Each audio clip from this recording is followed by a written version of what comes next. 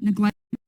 Good afternoon, Chairman McClintock, Ranking Member Japal, and distinguished members of the committee. It is an honor to be here. I thank you for the invitation to share my testimony. My goal is to inspire action to safeguard the lives of migrant children, including the staggering 85,000 that are missing. Today, children will work overnight shifts at slaughterhouses, factories, restaurants to pay their debts to smugglers and traffickers. Today, children will be sold for sex. Today, children will call a hotline to report they are being abused, neglected, and trafficked, and we don't know if they're going to get the help they need. For nearly a decade, unaccompanied children have been suffering in the shadows, and I have to confess I knew nothing about their suffering until 2021 when I volunteered to help the Biden administration with the crisis at the southern border. As part of Operation Artemis, I was deployed to the Pomona Fairplex Emergency Intake Site in California to help HHS, Office of Refugee Resettlement, reunite children with sponsors in the United States. I thought I was going to help place children in loving homes. Instead, I discovered that children are being trafficked through a sophisticated network that begins with recruiting in home country, smuggling to the U.S. border, and ends when ORR delivers a child to a sponsor. Some sponsors are criminals and traffickers and members of transnational criminal organizations. Some sponsors view children as commodities and assets to be used for earning income. This is why we are witnessing an explosion of labor trafficking.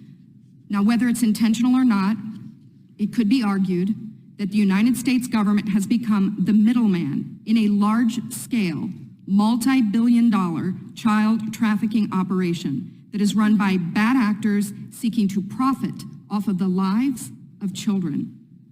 As for me, my interest is the safety of the children. I do not view this as a political issue. I view this as a humanitarian issue. I assure you, my motives are the highest and best. I want the children protected. So I want to tell you some of what I witnessed personally at the Pomona Fairplex. I saw vulnerable indigenous children from Guatemala who speak Mayan dialects and cannot speak Spanish. That means they cannot ask for help in English. They cannot ask for help in Spanish. They become captives of their sponsors. I have sat with case managers as they've cried to tell me the horror of what has happened to children as they make the journey to this country. I saw apartment buildings where 20, 30, and 40 unaccompanied minors have been released. I saw sponsors trying to simultaneously sponsor children from multiple ORR sites at one time. I saw sponsors using multiple addresses to obtain sponsorships of children. And I saw numerous cases of children in debt bondage, and the child knew they had to stay with the sponsor until the debt was paid. Realizing that we were not offering the children the American dream, but instead putting them in modern-day slavery with wicked overlords was a terrible revelation. A terrible revelation.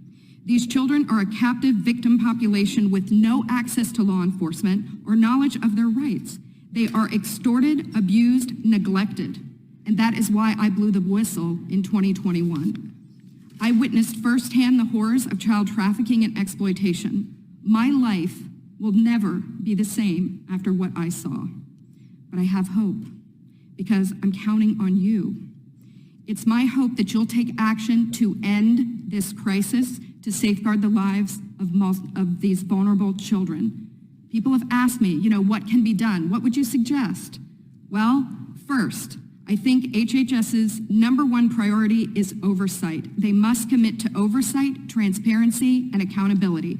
If I could wave a magic wand, this, I believe, could be quickly solved by experts in the IG community. There is a Pandemic Analytics Center of Excellence, or the PACE, as we call it.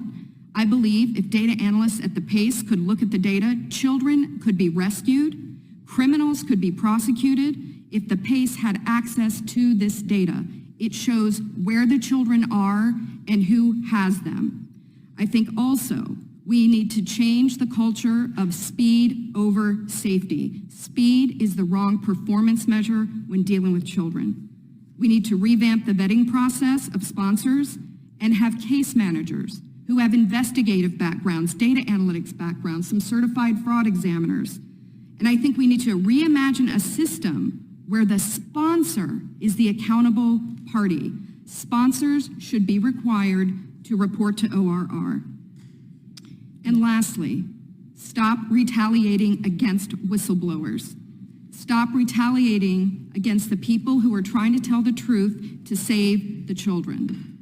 As it is written, a wise man listens to advice while a fool continues in his folly, and HHS needs to be wise to care for these children. Thank you very much. Good afternoon.